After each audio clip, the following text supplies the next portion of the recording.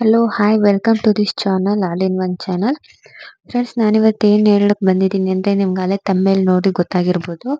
ಹೌದು, ನಾನಿವತ್ತು ಒಂದು ಸಿರಪ್ ಬಗ್ಗೆ ನನಗೆ ಗೊತ್ತಿರೋ ಅಷ್ಟು ಮಾಹಿತಿನ ನಾನು ನಿಮಗೆ ನೀಡಕ್ಕೆ ಬಂದಿದ್ದೀನಿ. ಅದು ಯಾವ ಸಿರಪ್ ಅಂದರೆ ಗ್ಲೋಬುಸಮ್ ಓರಲ್ ಸಸ್ಪೆನ್ಷನ್ BP 2.5 mg. ನಾನು ಈ ಸಿರಪ್ ಬಗ್ಗೆ ನನಗೆ ಗೊತ್ತಿರೋಷ್ಟು ನಿಮಗೆ ತಿಳಿಸ್ಕೊಡ್ತಾ ಇದ್ದೀನಿ. ಈಗ ವೆದರಲ್ಲಿ ತುಂಬ ವೇರಿಯೇಷನ್ ಆಗ್ತಾ ಇರುತ್ತೆ. ಒಂದಿನ ಮಳೆ ಬರುತ್ತೆ, ಒಂದಿನ ಬಿಸಿಲಿರುತ್ತೆ, ಒಂದಿನ ಮೋಡ ಕವಿದ ವಾತಾವರಣ ಇರುತ್ತೆ. ಹೀಗೆ ಇರುತ್ತೆ. ಅದರಿಂದ ಮಕ್ಕಳಿಗೆ ತುಂಬ ಎಫೆಕ್ಟ್ ಬೀಳುತ್ತೆ. ಅದರಲ್ಲೂ ಮಕ್ಕಳು ತುಂಬ ಸೆನ್ಸಿಟಿವ್ ಇರ್ತಾರೆ. ಅವ್ರಿಗೆ ಯಾವುದೇ ಆಗಲಿ ಬೇಗ ಅಟ್ರಾಕ್ಟ್ ಆಗುತ್ತೆ. ಕೆಮ್ಮಾಗಲಿ, ನೆಗಡಿ ಆಗಲಿ, ಜ್ವರ ಆಗಲಿ ಬೇಗ ಮಕ್ಕಳಿಗೆ ಎಫೆಕ್ಟ್ ಆಗುತ್ತೆ. ಅದರಲ್ಲಿ ನಾನಿವತ್ತು ನನ್ನ ಮಗುಗೆ ಏನಾಯಿತು ಮತ್ತು ಈ ಸಿರಪ್ ನಾನು ಯಾವುದಕ್ಕೆ ಯೂಸ್ ಮಾಡಿದೆ ಅಂತ ತಿಳಿಸ್ಕೊಡ್ತೀನಿ.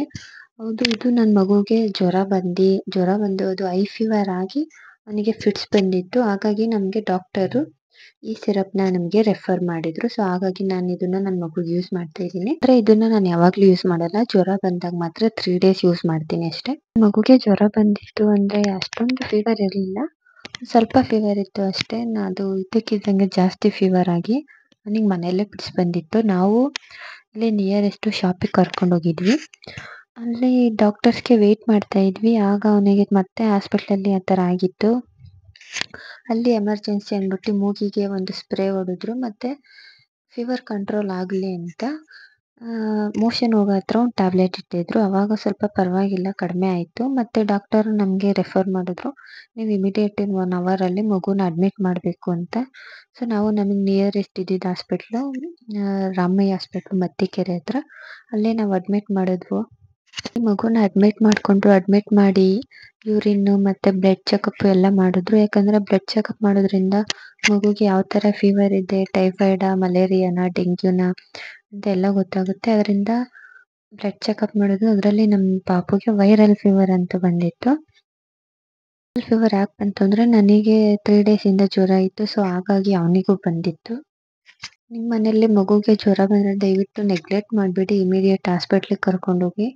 ನಿಮ್ಮ ಮನೆಯಲ್ಲೂ ಮಗುಗೆ ಯಾವುದಾದ್ರೂ ಈ ಥರ ಆದರೆ ತಕ್ಷಣಕ್ಕೆ ಮನೇಲಿ ಏನು ಮಾಡಬೇಕಪ್ಪ ಅಂದರೆ, ನೀವು ಮಗುನ ಲೆಫ್ಟ್ ಸೈಡಲ್ಲಿ ಮಲಗಿಸಿ ಕಾಲು ಮತ್ತು ಕೈನ ಅಂಗೈ ಅಂಗಲ್ನ ಉಜ್ಜಬೇಕು. ಮತ್ತು ಈ ಟೈಮಲ್ಲಿ ಮಗುಗೆ ಯಾವ ಥರ ಇರುತ್ತೆ ಅಂದರೆ ಕಣ್ಗುಡ್ಡ ಎಲ್ಲ ಮೇಲೆ ಹೋಗ್ತಾ ಇರುತ್ತೆ, ಮತ್ತು ಬಾಯಲ್ಲೆಲ್ಲ ಲೊದ್ದೆ ಬರ್ತಾ ಇರುತ್ತೆ, ಕೈ ಕಾಲೆಲ್ಲ ಸೊಟ್ಟ ಇರುತ್ತೆ. ಈ ಥರ ಇರುತ್ತೆ. ಏನು ಹೆದರ್ಕೊಳ್ಳೋ ಅವಶ್ಯಕತೆ ಇಲ್ಲ. ಮತ್ತು ಮಕ್ಳಿಗೆ ಈ ಥರ ಯಾಕೆ ಆಗುತ್ತೆ ಅಂದರೆ ದೊಡ್ಡವರಾದರೆ ಜ್ವರನ ತಡ್ಕೋಬೋದು. ಆದರೆ ಮಕ್ಕಳಲ್ಲಿ ಜಾಸ್ತಿ ಜ್ವರ ಬಂದರೆ ತಡ್ಕೊಳ್ಳೋ ಶಕ್ತಿ ಇರೋದಿಲ್ಲ. ನನ್ನ ಮಗುಗೆ ಏನಾಗಿತ್ತು ಅಂತ ನಾನು ಡಾಕ್ಟರ್ನ ಕೇಳಿದ್ದಕ್ಕೆ ಅವ್ರು ಹೇಳಿದ್ರು, ಮಕ್ಕಳಲ್ಲಿ ಬ್ರೈನಲ್ಲಿ ನರ ಇರುತ್ತೆ, ಅದು ಅಷ್ಟು ಸ್ಟ್ರಾಂಗ್ ಆಗಿರಲ್ಲ, ಅವು ಇನ್ನೂ ಬೆಳವಣಿಗೆ ಆಗ್ತಾ ಇರುತ್ತೆ.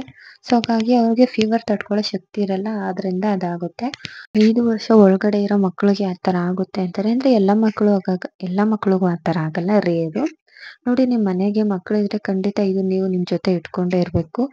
ಜ್ವರ ಬಂದಾಗ ಇದನ್ನ ಇಟ್ಟು ಚೆಕ್ ಮಾಡ್ತಾ ಇರಬೇಕು, ಟೆಂಪ್ರೇಚರ್ ಎಷ್ಟಿದೆ ಅಂತ. ಅದ್ರ ಮೇಲೆ ನೀವು ಜ್ವರ ಬಂದಾಗ ಮಗುಗೆ ಯಾವಾಗಲೂ ಬೆಚ್ಚಗಿರೋ ನೀರಲ್ಲಿ ಮೈ ಒರೆಸ್ತಾ ಇರಬೇಕು. ಮತ್ತು ಜ್ವರ ಅವಾಗವಾಗ ಎಷ್ಟಿರುತ್ತೆ ಅಂತ ಚೆಕ್ ಮಾಡ್ತಾ ಇರಬೇಕು. ಜ್ವರ ಬರೋ ಟೈಮಲ್ಲಿ ಮಕ್ಕಳನ್ನ ತುಂಬ ಹುಷಾರಾಗಿ ನೋಡ್ಕೋಬೇಕು. ಮಕ್ಕಳನ್ನ ಎಷ್ಟು ಹುಷಾರಾಗಿ ನೋಡಿಕೊಂಡ್ರೂ ಸಾಲಲ್ಲ ಅದು. ನೀವು ಗ್ಲೋಬುಸಮ್ ಸಿರಪ್ ಹಾಕಬೇಕಾದ್ರೆ ನೀವು ಡಾಕ್ಟರ್ನ ಕನ್ಸಲ್ಟ್ ಮಾಡಿ. ಯಾಕಂದರೆ ಗೂಗಲಲ್ಲಾಗಲಿ, ಯೂಟ್ಯೂಬಲ್ಲಾಗಲಿ, ಅಥವಾ ಯಾರೋ ಹೇಳಿದ್ರು ಅಂತ ಅದನ್ನು ತರಿಸಿ ನಿಮ್ಗೆ ಎಷ್ಟು ಬೇಕೋ ಅಷ್ಟು ಹಾಕ್ಬಾರ್ದು. ಯಾಕಂದರೆ ನಮಗೆ ನಾವೇ ಡಾಕ್ಟ್ರ್ ಆಗಬಾರ್ದು ಮಕ್ಕಳ ವಿಚಾರದಲ್ಲಿ. ಡಾಕ್ಟ್ರ್ ಹತ್ರ ಹೋದರೆ ಅವರು ಮಗು ತೂಕ ಮತ್ತು ಮಗುಗೆ ಎಷ್ಟು ಏಜ್ ಆಗಿದೆ ಅದ್ರ ಮೇಲೆ ಎಷ್ಟು ಡೋಸ್ ಕೊಡಬೇಕು ಅಂತ ಅವರು ನಮಗೆ ಕೊಡ್ತಾರೆ. ಸೊ ಅದ್ರ ಮೇಲೆ ನಾವು ಮಗುಗೆ ಹಾಕಬೇಕು. ಅದರಿಂದ ತುಂಬ ಸೈಡ್ ಎಫೆಕ್ಟು ಇದೆ. ಮಗುಗೆ ಯಾವಾಗಲೂ ನೀರು ಬಾಯಾರಿಕೆ ಆಗ್ತಾ ಇರುತ್ತೆ, ಮತ್ತು ಹೊಟ್ಟೆ ಹಸುತ್ತಾ ಇರುತ್ತೆ. ನನ್ನ ಮಗುಗೆ ಆ ಥರ ಆಗ್ತಿತ್ತು. ಆಮೇಲೆ ತುಂಬ ಜಾಸ್ತಿ ನೀರು ಕುಡಿತಾರೆ, ವಾಮಿಟಿಂಗ್ ಆಗ್ತಾ ಇರುತ್ತೆ, ಹೀಗೆ ತುಂಬ ಆಗ್ತಾ ಇರ್ತೈತೆ. ನೀವು ಪ್ರೆಗ್ನೆನ್ಸಿ ಇರೋರು ಅಥವಾ ಮಗುಗೆ ಫೀಡ್ ಮಾಡಿಸ್ತಿರೋರು ಡಾಕ್ಟರ್ನ ಕನ್ಸಲ್ಟ್ ಮಾಡಿ ತಗೊಳ್ಳಿ ಇದನ್ನು. ಮೆಡಿಸಿನ್ ಯಾವುದೇ ಆಗಲಿ ಮಕ್ಳಿಗೆ ಕೊಡಬೇಕಾದ್ರೆ ಮೊದಲು ಚೆನ್ನಾಗಿ ಶೇಕ್ ಮಾಡಿ, ಇದನ್ನು ಯಾವುದೇ ಮೆಡಿಸಿನ್ ಆಗಲಿ ಶೇಕ್ ಮಾಡಿ ಆಮೇಲೆ ಕುಡಿಸ್ಬೇಕು ಮಕ್ಕಳಿಗೆ.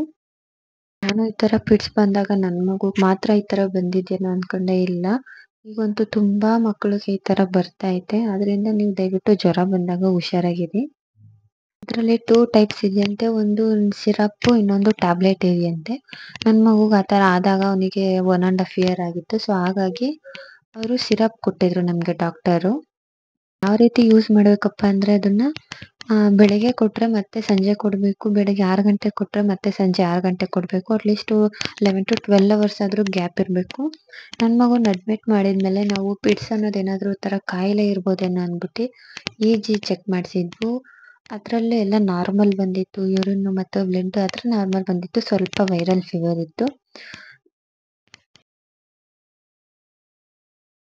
ಭಯ ಪಡೋ ಅಂಥದ್ದು ಏನಿಲ್ಲ. ಸ್ವಲ್ಪ ಮಕ್ಕಳನ್ನ ಟೈಮಲ್ಲಿ ಹುಷಾರಾಗಿ ನೋಡಿಕೊಂಡ್ರೆ ತುಂಬ ಒಳ್ಳೆಯದು.